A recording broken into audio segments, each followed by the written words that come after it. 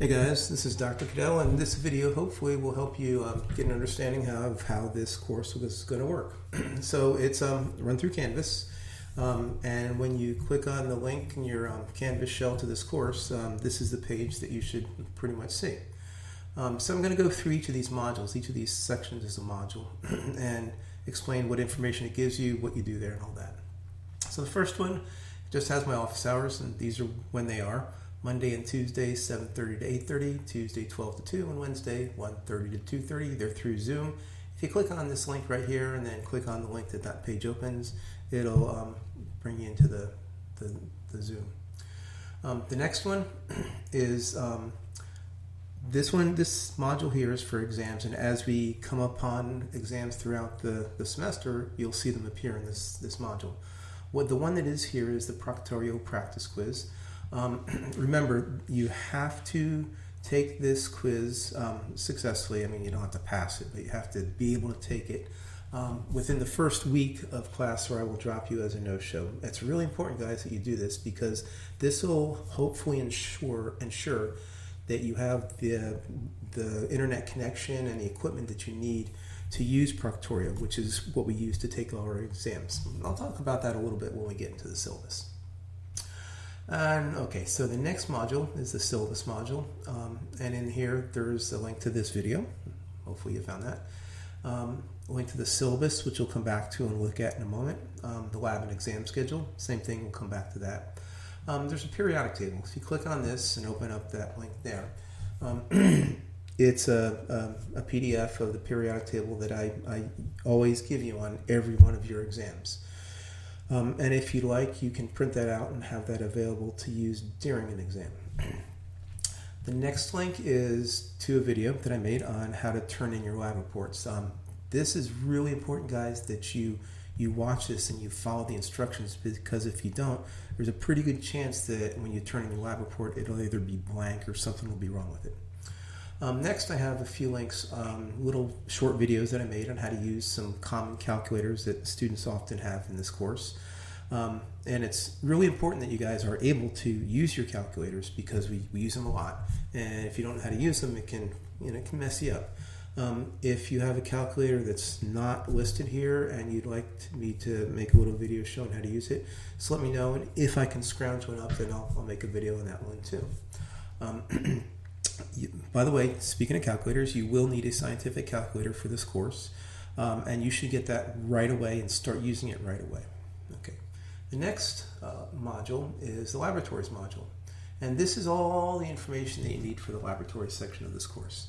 Unfortunately, because of COVID-19, we can't actually perform the experiments in person, which in my opinion is the most fun part of chemistry, but we'll do what we can. So the way it's set up is for each of the experiments, I have a video that I made, and what that video is, it's me performing the experiment and explaining what's going on as I do it. After the video, so this one is in two parts, it might not be like that when you see it. Next is a procedure. If you click on this link, this takes you to the procedure that I wrote for that experiment. So what you guys should do, okay, for every experiment, you should watch the video, and as you're watching it, you should probably have the procedure open somewhere so that you can follow through, because if you read through the steps in the procedure as I'm doing them, it hopefully will make a lot more sense to you when you go to do your lab report. Then after that, there's a link to student data. So this is individual data. Every student has their own set of data, and this is what you guys use to complete the lab report, which is the next section. And remember, so when you click on this, it'll open up a page. When you click on that link, it opens up the lab report. The lab report has fillable forms. It's a PDF file that has fillable forms in it. And that's why it's really important that you guys actually watch this video right here on how to turn your lab report in, and follow the steps very carefully when you do this. For the first experiment, Tools of the Trade, I do have a video on how to fill out the lab report specifically for that one, and how to read the student data and all that.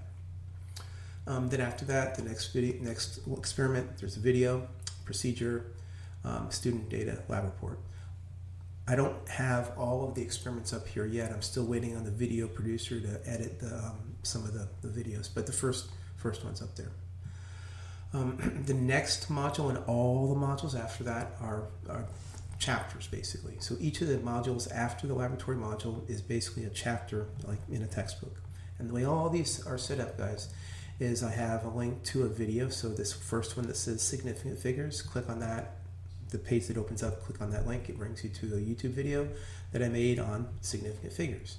I try to keep all these videos under about 10 minutes or so. But you guys, these videos are your lectures. So it's really important that you actually, first of all, watch them, just like it's important that you come to class when we're on campus. Next, take notes, just like you would during a regular lecture. But because it's a video, you can go a little bit further, and I think this is really going to help you guys with this course if you do these next two things. First, as you're watching this video, if there's anything that is not even a little bit, that's a little bit not clear to you, make a note of the timestamp and ask me, either my office hours, send me a message on Canvas, or ask it on the discussion board. Like, hey, what are you saying there? And I'll try to explain it better. The other thing is I do a lot of calculations in these videos because that's kind of what this course is about mostly. And so whenever I get to a calculation in the video, guys, what you should do is stop the video, see if you can do the calculation yourself, then watch the video and see if we match up. If not, figure out where we went off, and that should help you out. And so after each of the videos, there's a link to a quiz with the same name as the video usually. That quiz, it's one question, multiple choice. You get 2 attempts, and it's open everything. So the idea is everybody should get all the points on all of the quizzes, and that's my goal. You can ask me and I'll help you with it. I won't do it for you, but I'll help you figure it out. You can ask anybody else. You can look in your notes and books, wherever you want to, but figure it out. So these quizzes, guys, they come from something in the video that's right before them. So if you do get the quiz wrong, that's a really important piece of information, because that tells you that you might have missed something in that video. So it's important that you go back and figure out what you missed, and that's going to help you out too. And then so you go through module, video quiz, and so on. At the very end, you guys, there's a link to a really important part of this course, and that's the homework. So if you click on this link, open up the link on the page that it opens up, you get a PDF file with homework problems that I wrote for this course, for this module. And they always have the answers in parentheses at the end of the questions. You do not turn in the homework. Okay, I'll repeat that. You do not turn in the homework. Right? You do not turn in the homework. But the homework is really, really important for you guys, because this is how you're going to learn the material. Also, this is what I base my exams on. So the questions in the exam are very closely related to the homework problems. They're not these same homework problems, but if you truly understand how to solve the homework problems, then you know how to solve the exam problems. I'll talk about the exams a little more in a minute. So again, you do not turn in the homework, but it's extremely important that you do this. And by the way, that just doesn't mean going through and doing them once. You will absolutely not be at the appropriate level if you just do each question one time. It's important that you go through, work them out multiple times until you really understand them inside and out.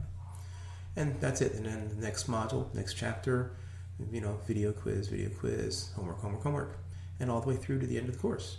So that's pretty much how it's set up on Canvas. Oh, one thing I didn't show you guys. The way you know when a lab report is due is right here. Underneath the lab report, there's a date. That date right there, the first one is September 13th. That's when it's due. These are all Sundays, and they're due at midnight on Sunday. So that's the date that they're due. You should pop up here on your to-do list. Should be, when something comes up, it should show up here too. All right, so let's look at now the syllabus and then the lab and exam schedule.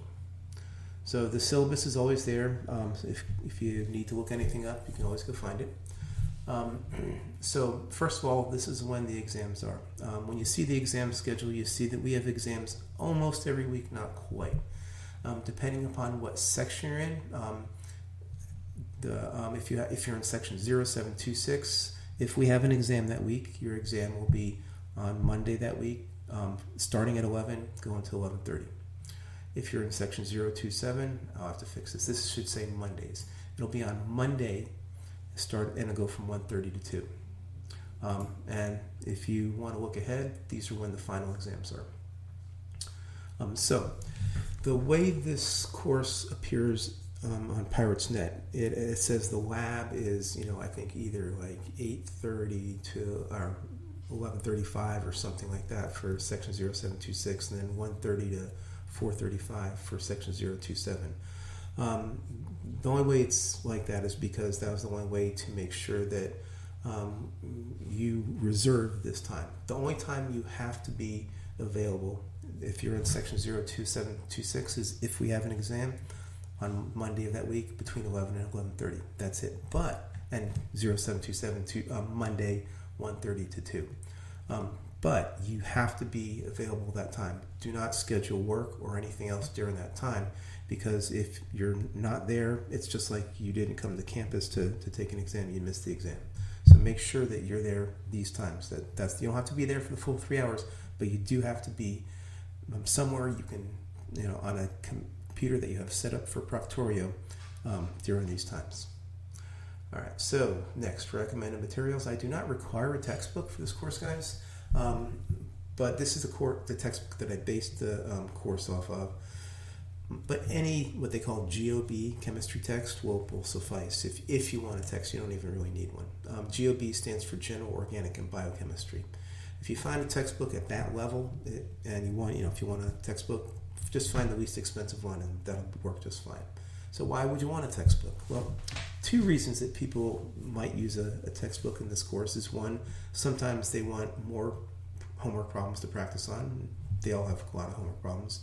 The other one is sometimes if, like, you're watching one of my videos and it's not clear what I'm, to you what I'm saying, sometimes it helps if you just go look it up in a textbook, let that topic and read it. Sometimes it helps if you hear it or read it and put in a different way.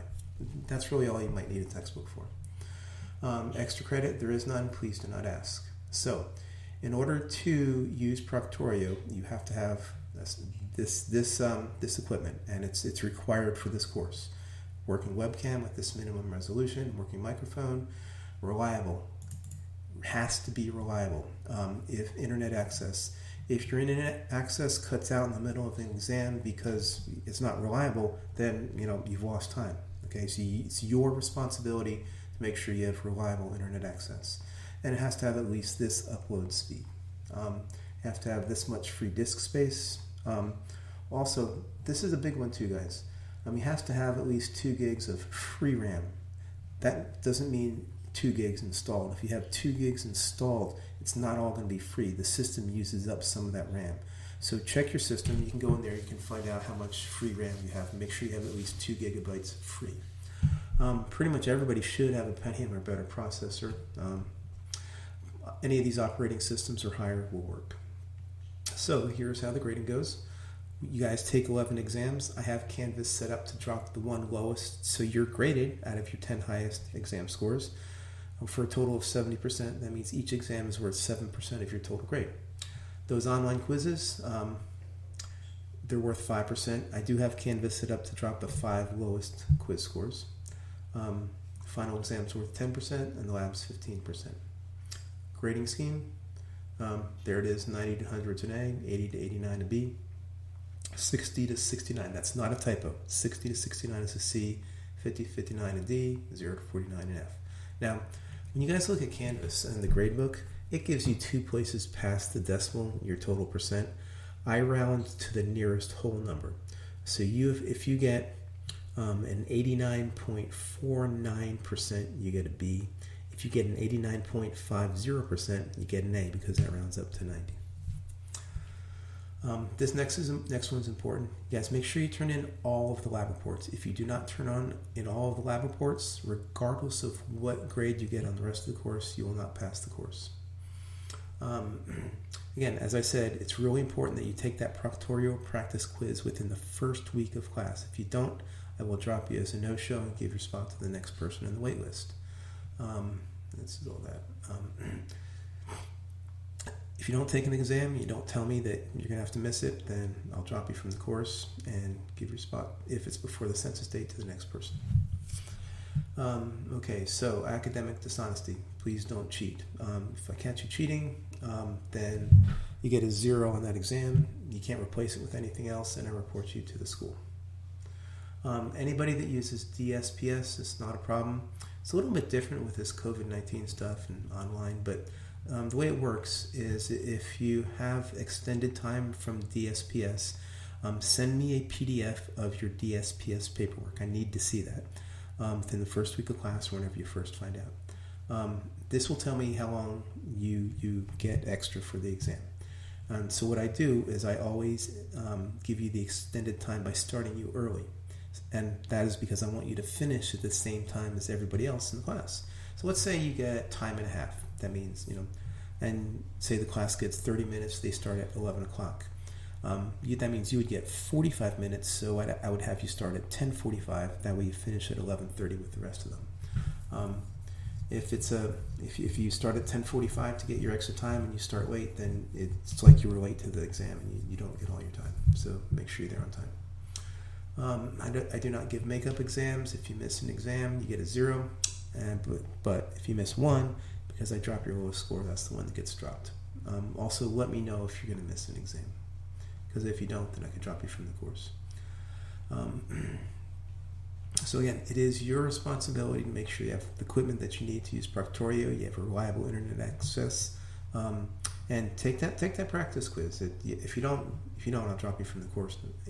Don't do it within the first week. I'll drop you from the course. But what that does for you is, it's not a hard exam. It's like, what school is this and all that. But what it does is it makes sure that you're set to go. So when you take the first exam, you won't have to stress about Proctorio, hopefully. So each exam. So let's talk about the exams. The exams will be between 10 and 15 multiple choice questions. They come from the material in that module. Except from the second module on, there will be 1 or 2 questions from 1 or more previous modules. So let's say you're taking the exam for the third module. Let's say there's 10 questions. There will be 8 or 9 questions from the third module and 1 or 2 questions from 1 or more of the previous modules. All right, so the lab work, like I explained, you watch the video, follow along the procedure, take your data, use that to complete the lab report. You turn the lab report in through Canvas and watch that video that will explain how to do that. The last thing in the syllabus, guys, is this part here, which I got from an article I read in Time magazine. It's how to become an expert in anything, and it's really good. It's relevant to you guys, because if you think about it, what you're trying to do this semester is you're trying to become an expert in Chem 143, and there's a lot of good stuff in here. So I recommend you read it, but it's up to you. All right, so let's go look at the lab and exam schedule. Okay, so here's the schedule. This is these are all Mondays, and it says what the exam is on, what module the exam's on that week, that day, and what laboratory we're working on. So this first week, of course, there is no exam, there's no laboratory, but that doesn't mean you should take it off, guys. This is I purposely gave you some free time, not free time, but some time in the beginning to kind of get up to speed and going, because once you get going, this stuff comes fast. Okay, so use this to go through, watch the lectures, take notes, do the quizzes, and get to that homework as soon as you can, guys, and work on it multiple times. Get ready for the exam. The lab, so I have the dates over here for the labs that I have over here. These are the dates that they'll be available and you can be working on them. But they're always due, you can tell from Canvas, like I showed you, like the first one is due, the Tools of the Trade is due on the 13th of September. If you look here, okay, these are all Mondays. It's always the date before the next module. So Tools of the Trade is due the day before this, which is the 13th. Density and Graphs is due the day before this, which is the 27th, and so on. I do have a couple of weeks in the middle here where there's no exam. And for one, that is because we have 11 modules in 16 weeks. But also where they are is on purpose, because Each of these weeks with no exam comes before a module that my experience is that students struggle with, or they need a little bit of extra time to work on. The first is nomenclature. There's just a lot of rules in there, and it takes some time to kind of let them sink in. This next one, guys, this I would say is what students probably find to be the most difficult of all the modules. Once you get past this, it's kind of gets easier as we go through. But so there's an extra week here. Don't, again, it's not time off, guys. You should be definitely using this to work on that next module. And then the final. So that's pretty much how everything goes in this course. Good luck, and I'll be seeing you.